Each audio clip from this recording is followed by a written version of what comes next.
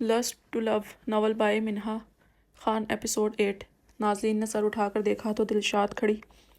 दिलशाद इसे इस हालत में देखकर शॉक हो गई थी। इसे अपनी आंखों पर यकीन नहीं आ रहा था। नाज़रीन, इसे गले से लगाया था। दिलशाद, मेरी मदद करो प्लीज़। नाज़रीन, तुम इतने दिनों से कहाँ थी? मैंने तुम्हें इतना तलाश किया, लेकिन नाज़रीन तो बस रोई जा रही थी। दिलशाद ने इसके हुलिये पर नज़र डाली, जिसने सिर्फ एक शर्ट पहनी हुई थी। बोलो, क्या हुआ तुम्हारे साथ? इसका चेहरा हाथ में थामा। प्लीज़ मेरी मदद करो दिलशाद। नाज़रीन एक ही बात दोहरा रही थी। देखो, मदद तब करूँगी ना जब तुम बताओगे तुम्हारे साथ हुआ क्या है। इस पर नाज़रीन और रोने लगी। अच्छा मत बताओ, पहले उठ और चेंज कर। क्या हालत बनाई हुई है तूने? इसने उठने की कोशिश की, लेकिन दर्द की वजह से उठा ना गया। क्या हुआ? नाज़रीन, मैं फ़र्श पर सो गई थी, अब मेरी टांगें दर्द कर रही हैं। एक सेकंड सोचा और फिर नाज़रीन ने इसे बताया। दिलशाद को इसके जवाब से तस्कीन नहीं मिली थी।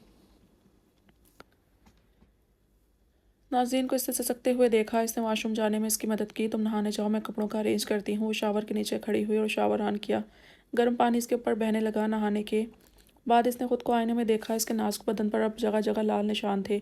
इसकी नाजुक जिल्द पर अब दर्द की टीसें दौड़ रही थी। दर्द सर, दुराब सर बहुत बुरे हैं। मुझसे इसलिए निकाह किया था ताकि वो मुझे ऐसा दर्द दे सके। इसने खुद को आईने में देखकर कहा था। दिलशाद ने दरवाज़ा खटखटाया तो उसने अपने आंसू साफ किए। क्या हुआ दिलशाद? ये ड्रेस ले लो, बेड पर रखा है। दिलशाद ने ड्रेस रखा, जो लाइट स्किन रंग का था और नीचे ब्लैक पाजामा था। नाज़रीन खुद को टॉवल से लपेटती बाहर आई और ड्रेस पहना। क्या तुम तैयार हो गई? दिलशाद ने बाहर से आवाज़ दी। नाज़रीन ने इसे अंदर आने का कहा तो वो रूम के अंदर आई, लेकिन नाज़रीन अभी भी सिसक रही थी। नाज़रीन, बोलना, तू कहाँ थी इतने दिन? इसके साथ बैठकर दिलशाद ने इसे कहा, लेकिन नाज़रीन ने इससे नज़रें चुराई थी। मुझे याद है जब मैं लाहौर गई थी पेपर देने और तूने सीए एंट्री एग्ज़ाम्स और तेरे पापा की प्रमोशन हुई थी, लेकिन इसके बाद मैंने तुझसे रब्ता करने की कोशिश की, लेकिन रब्ता नहीं हो पाया। और फिर इस दिन कब मेंशन में बॉम्ब ब्लास्ट हुआ, मैंने तुझे देखा, मैं कंफ्यूज थी, इसलिए तुझे ना बुलाया। मैं हॉस्पिटल भी आई, लेकिन अंकल ने बताया कि तो लंदन चली गई है आर्यन के साथ। तो फिर तू यहाँ कैसे? मैं नहीं बता सकती। नाज़रीन ने फर्श को घूरते हुए बताया। प्लीज़ बताना। मैं वो बताने ही लगी थी जब रूम का दरवाज़ा धड़ाम से खुला था। नाज़रीन की नज़र हाशिम और दुराब पर पड़ी तो दिलशाद के पीछे छुप गई। अच्छा हुआ हाशिम तुम आ गए, मैं तुम्हें अपनी बेस्टी से मिलवाती हूँ। ये है नाज़रीन, राशिद मलिक। दिलशाद खुशी खुशी से बोली। दिलशाद बाहर चलो। हाशिम ढाड़ा था।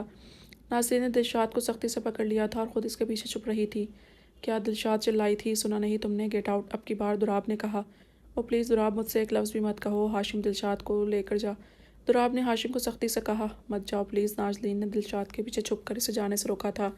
हाशिम, सुना तूने? दिलशाद को लेकर जा। दुराब का पारा हाई हुआ था। ओ मिस्टर शाह, ये बासी एटीट्यूड मेरी जूती के लिए होगा। तो भूल गया मैं दिलशाद हूँ और अपनी बेस्टी छोड़कर कहीं नहीं जाऊँगी। दिलशाद ने उंगली उठाकर दुराब को निशाना बनाया।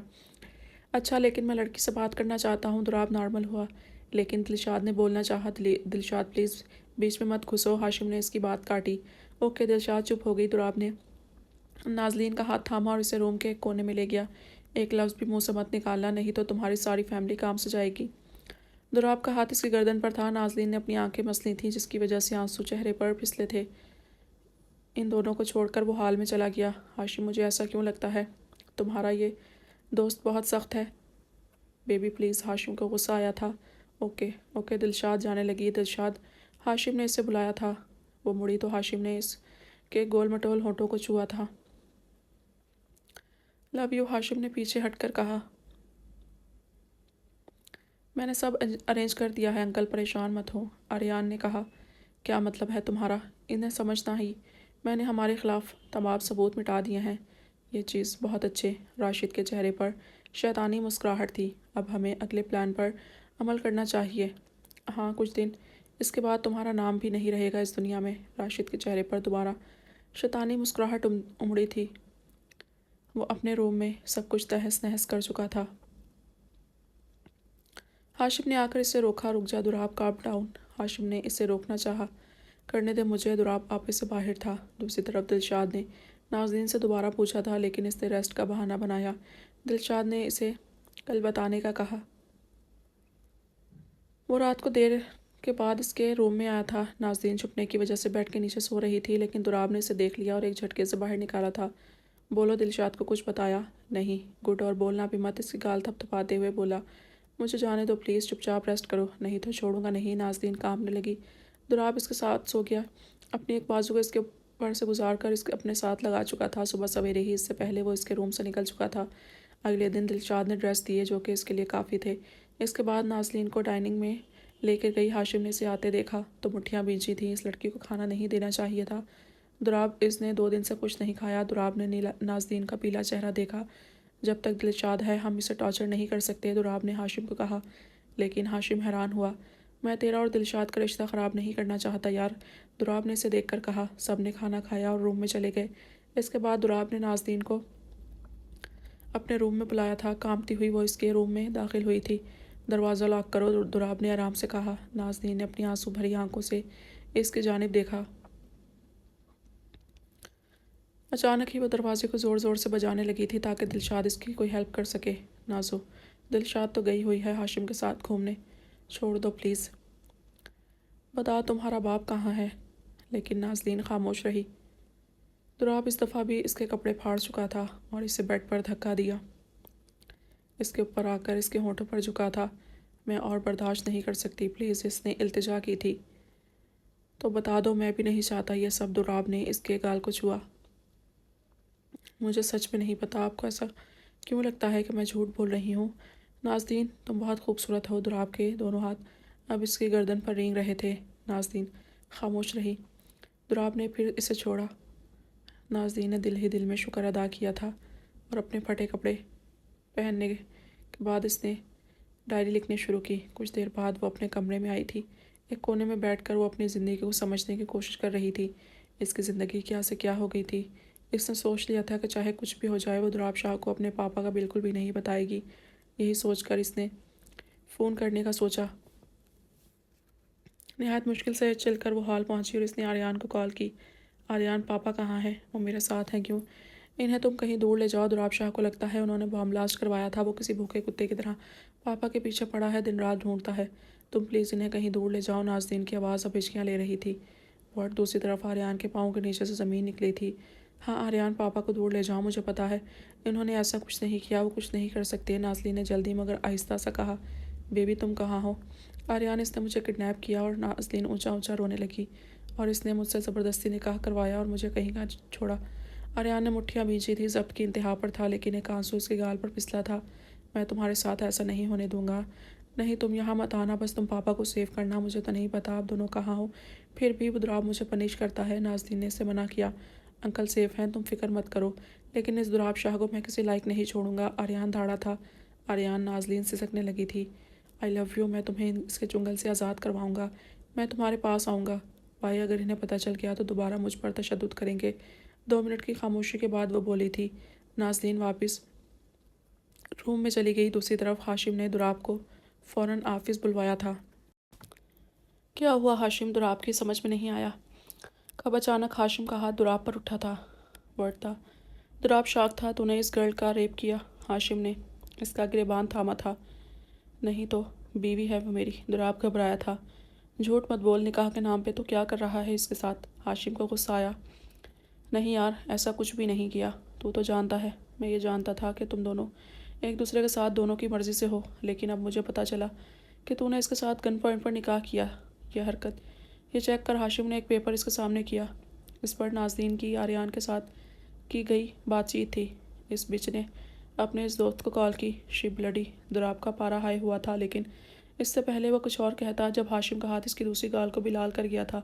तो जानता है ना कि हम कभी भी किसी बेगुनाह के साथ बुरा नहीं कर सकते, और इसकी बातों से लग रहा है कि ये बेकसूर है और तूने इसके साथ जुल्म किया है। किस जगह लिखा है कि निकाह में ली गई औरत के साथ जुल्म करना, बगैर किसी गलती के इस पर तशद्दुद करना जायज़ है?